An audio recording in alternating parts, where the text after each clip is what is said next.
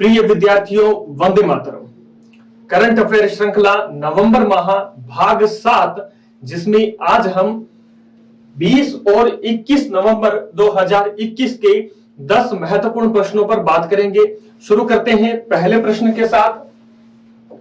पहला प्रश्न, ISPRL यानी इंडियन स्ट्रेटेजिक पेट्रोलियम रिजर्व द्वारा इनमें से किस स्थान पर रणनीतिक petroleum reserve, strategic petroleum reserve यानी SPR स्थापित किए गए हैं? विकल्प है आपके सामने। ए विशाखापट्टनम, बी मंगलोर, सी चांदीखोल, डी सभी। तो SPR कितनी जगह स्थापित किए गए हैं? तो इसका सही उत्तर होगा इन सभी जगह पर क्या है कि स्ट्रेटेजिकल पेट्रोलियम रिजर्व स्थापित किए गए हैं। बात करते हैं ISPRL और SPR पर। ISPRL ये संस्था उत्तरदायी है SPR स्ट्रेटेजिक पेट्रोलियम रिजर्व के स्थापना के लिए। तो ISPRL जो क्या है, पेट्रोलियम एवं प्राकृतिक गैस मंत्रालय के तहत तेल उद्योग विकास बोर्ड की पूर्ण स्वामित्व वाली एक सहायक कंपनी है। ISPRL का निर्माण strategic underground crude oil reserve के लिए किया गया है। SPR क्या होता है? स्ट्रेटेजिक पेट्रोलियम रिजर्व क्या होता है? ये एक तरह से क्या है कि बफर स्टॉक है। जिन देशों में पेट्रोलियम का आयात किया जाता है, यहां जहां पर पेट्रोलियम का उत्पादन नहीं होता है, वहां पर SPR की स्थापना की जाती है ताकि क्या है कि अप्रत्याशित स्थिति से निपटा जा सके, किसी संकट से निपटा जा सके, ताकि कम से कम इतने एक निर्धारित दिनों का पेट्रोलियम रिजर्व रखा जा सके। तो ISPRL द्वारा भारत में कहां कहां पर SPR की स्थापना की गई है? तो वर्तमान में भारत में फेज 1 के तहत विशाखापट्टनम, मंगलोर और पादुर कर्नाटक में फेज 1 में, जहां पर 5.33 MMT million metric ton reserve रखा गया, जो 10 दिन का विशाखापट्टनम, मंगलोर और पाडुर में 5.33 मिलियन मीट्रिक टन रिजर्व रखा गया, जो 10 दिन के लिए था। और फेज 2 के अंदर चांदीखोल जो कहां पर है, ओडिशा में है, चांदीखोल ओडिशा और पादुर कर्नाटक में फेज 2 के तहत 6.5 MMT यानी 12 दिन का क्या है कि बफर स्टॉक का निर्माण किया गया, इन SPR स्थापित की गई। टोटल कितना हो गया? 12 और 10 22 दिनों का भारत में क्या है कि स्ट्रेटेजिक पेट्रोलियम रिजर्व क्या है कि स्थापित किया गया है। ये क्या होता है? SPR एक बफर स्टॉक की तरह है जो तेल की कीमतों में अनिश्चितता, अस्थिरता और तेल राजनीति के समाधान हेतु एक दीर्घकालिक क्या है कि प्रयास है SPR। बात करते हैं प्रश्न संख्या 2 पर। यूनेस्को द्वारा प्रतिवर्ष विश्व विरासत सप्ताह कब मनाया जाता है?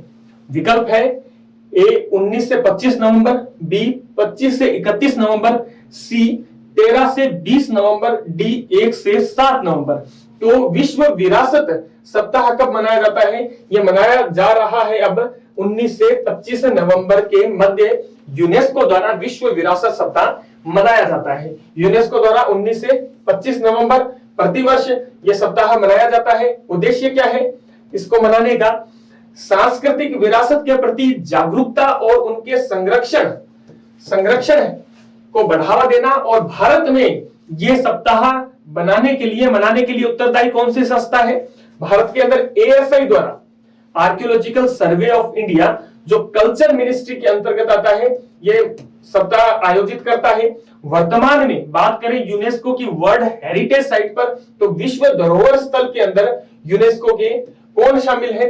टोटल भारत के 40 स्थल इसमें शामिल है, जिसमें 32 तो क्या है सांस्कृतिक स्थल है, 7 क्या है प्राकृतिक स्थल है, और एक मिश्रित यानी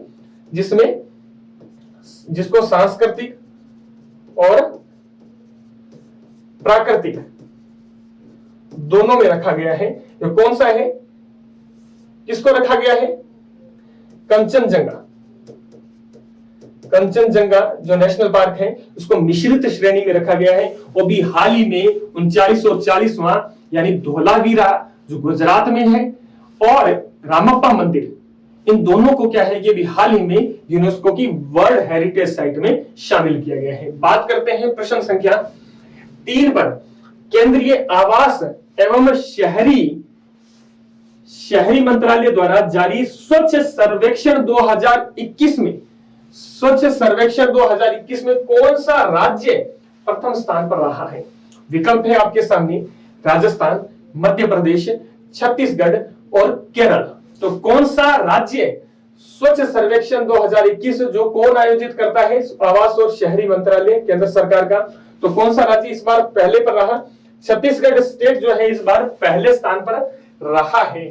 बात करते हैं स्वच्छ सर्वेक्षण 2021 की, तो सर्वाधिक स्वच्छ राज्य छत्तीसगढ़ और सर्वाधिक स्वच्छ शहर की सूची के अंदर इंदौर शहर जो लगातार 5वीं बार क्या है कि पहले स्थान पर रहा है, और उसके बाद सेकंड नंबर रहा है सूरत का, और थर्ड पर है विजयवाड़ा का। बात करते हैं प्रश्न संख्या 4 पर। हाल ही में इंदिरा गांधी शांति निशस्त्रीकरण और विकास पुरस्कार किसे प्रदान किया गया है?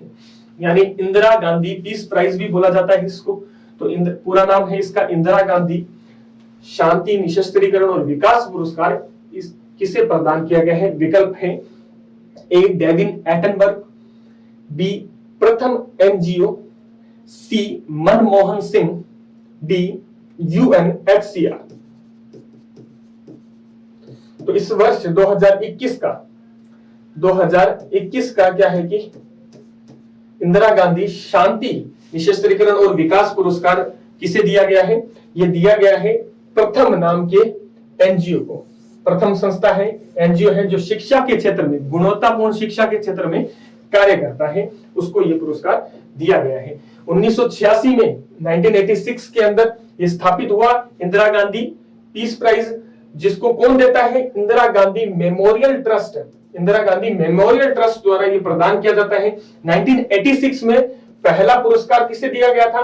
पार्लियामेंट्रियंस फॉर ग्लोबल एक्शन को यह पहला पुरस्कार इंदिरा गांधी पीस प्राइज दिया गया था। बाकी के विकल्प में बात करूं, 2020 के अंदर 2020 के अंदर यह पुरस्कार मिला था डेविड एटनबर्ग को, ठीक है, और मनमोहन सिंह और यूएनएचसीआर को भी यह पुरस्कार पहले मिल चुका है। बात करते हैं प्रश्न संख्या 5 पर। राजस्थान सरकार द्वारा संचालित प्रशासन गांवों के संग अभियान, प्रशासन गांवों के संग अभियान में कितने विभाग एक साथ काम कर रहे हैं? विकल्प है 8 विभाग, 21 विभाग, 9 विभाग, 13 विभाग। तो प्रशासन गांवों के संग, इसमें कितने विभाग एक साथ आकर समन्वित रूप से काम कर रहे हैं? तो टोटल 21 विभाग इसके अंदर शामिल किए गए हैं। बात करते हैं प्रशासन गांवों के संग अभियान, जो 2 अक्टूबर 2021 से 17 दिसंबर 2021 तक चलेगा। टोटल इसके अंदर 21 विभाग शामिल है। और प्रशासन शहरों के संग अभियान जो 2 अक्टूबर 2021 से शुरू हुआ और चलेगा 31 मार्च 2022 तक, इसमें 8 विभाग को एक साथ शामिल किया गया है। बात करते हैं प्रश्न संख्या 6 पर। अभी हाल ही में राजस्थान सरकार के किस फ्लैगशिप कार्यक्रम ने 10 वर्ष पूर्ण किए हैं? किस फ्लैगशिप कार्यक्रम ने अभी हाल ही में 10 वर्ष पूर्ण किए हैं? विकल्प है आपके सामने ए मुख्यमंत्री लघु उद्योग विकास योजना, बी है मुख्यमंत्री निशुल्क दवा योजना, सी है राजश्री योजना, डी है मुख्यमंत्री युवा संबल योजना। तो किस कार्यक्रम ने मुख्यमंत्री निशुल्क दवा योजना ने अभी 10 वर्ष पूर्ण किए हैं? ये योजना शुरू हुई थी 2 अक्टूबर 2011 को। इस योजना के 2 कंपोनेंट हैं, 2 घटक हैं। कौन कौन से? एक तो है फ्री मेडिसिन, दूसरा है फ्री टेस्ट। योजना के सफल क्रियान्वयन हेतु Rajasthan medical service corporation limited RMSCL को एक पब्लिक लिमिटेड कंपनी के रूप में स्थापित किया गया है। तो ये है मुख्यमंत्री निशुल्क दवा योजना 2 अक्टूबर 2011 से अभी हाल ही में इसने अपने 10 वर्ष पूर्ण किए हैं। 7वां प्रश्न है Rajiv Gandhi scholarship for academic excellence RGS द्वारा कितने विद्यार्थियों को ऑक्सफोर्ड, हार्वर्ड, स्टैनफोर्ड जैसे नामचीन 50 संस्थानों में अध्ययन के लिए वित्तीय सहायता दी जाती है? विकल्प है 200 विद्यार्थियों को ये स्कॉलरशिप मिलेगी, 50 को, 1533 विद्यार्थी। तो ये स्कॉलरशिप जो है Rajiv Gandhi scholarship for academic excellence RGS 200 विद्यार्थियों को क्या है कि ये प्रदान की जाएगी। उन 200 विद्यार्थियों को 50 विश्व के 50 जो है नामचीन संस्थानों में पढ़ने के लिए स्कॉलरशिप यानी वित्तीय सहायता प्रदान की जाएगी। यानी उनकी उच्च शिक्षा का प्रबंधन, उच्च शिक्षा के क्षेत्र में ये अच्छा इनिशिएटिव लिया है सरकार ने।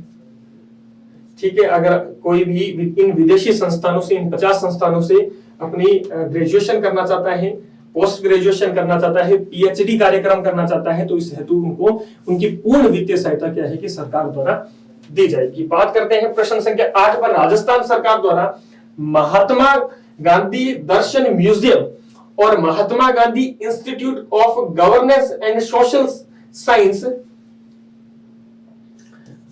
साइंसेस कहां स्थापित किया जा रहा है? विकल्प है जोधपुर, जयपुर, कोटा, अजमेर। तो ये कहां पर होगा? ये जयपुर के अंदर ये इंस्टीट्यूट स्थापित किए जाएंगे, Mahatma Gandhi institute of governance and social science और महात्मा गांधी दर्शन म्यूजियम। बात करते हैं बजट 2021-22 में इसकी घोषणा की गई थी और ये किस तर्ज पर, किस उदाहरण स्वरूप इसको स्थापित किया है? तो मुंबई के Tata institute of social science और पुणे में स्थापित Mahatma Gandhi institute of technology school of governance की तर्ज पर जयपुर के अंदर इस संस्थान की स्थापना की जाएगी। और इस संस्थान के पहले अध्यक्ष कौन होंगे? पहले अध्यक्ष घोषित किया है इनको डॉक्टर BM शर्मा को।